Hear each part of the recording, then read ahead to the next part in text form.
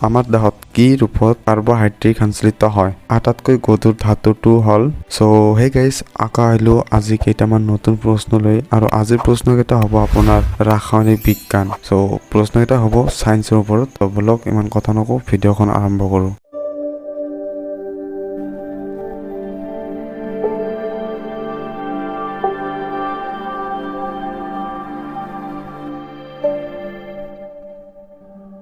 মৌলৰ পাৰমাণৱিক সংখ্যাই কি সূচায়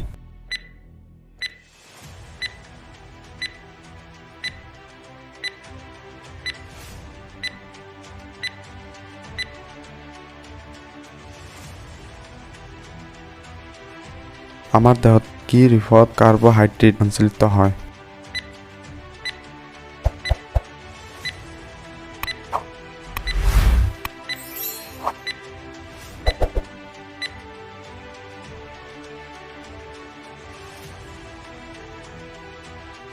কোনে প্ৰথমে পৰ্যাপ্ত তালিকা প্ৰস্তুত কৰিছিল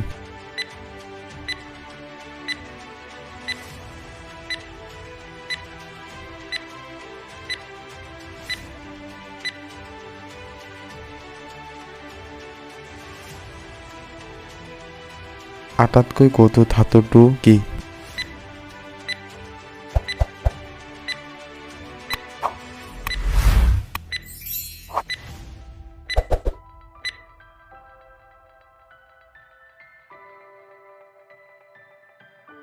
পানীত বীজাণু নাশ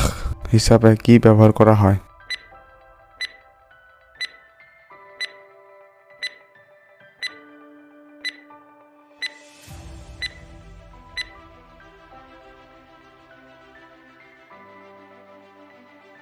সো হে গাইস আজিৰ প্ৰশ্নকেইটা আপোনাৰ ওচৰত কেনে আছিল আৰু আপুনি কিমানকেইটা প্ৰশ্নৰ উত্তৰ জানিছিল সেইকেইটা কমেন্ট কৰি ক'বলৈ নাপাহৰিব আৰু আপোনাৰ ওচৰত যদি কিবা প্ৰশ্ন আছে হেতুও কমেন্ট বক্সত দিব আমি পৰৱৰ্তী ভিডিঅ'ত সেই প্ৰশ্নটো আনিবলৈ চেষ্টা কৰিম আৰু আপোনাৰ যদি মোৰ এই ভিডিঅ'খন ভাল লাগিছে তেনেহ'লে প্লিজ এটা লাইক কৰি দিব আপোনাৰ এটা লাইকৰ কাৰণে মোক আৰু নেক্সট ভিডিঅ' বনাবলৈ সহায় কৰিব লগতে আপোনাৰ যদি মোৰ এই ভিডিঅ'খন চাই আপোনাৰ কিবা লাভ হৈ আছে মেক চিয়ৰ আপুনি মোৰ চেনেলখন ছাবস্ক্ৰাইব কৰি ৰাখক যাতে মই আৰু নেক্সট ভিডিঅ' আপলোড কৰাৰ লগে লগে আপুনি নটিফিকেশ্যন পাই যায় সো আজিৰ কাৰণে এইখিনি ভাল থাকক সুস্থ থাকক এণ্ড টেক কেয়াৰ জয় অসম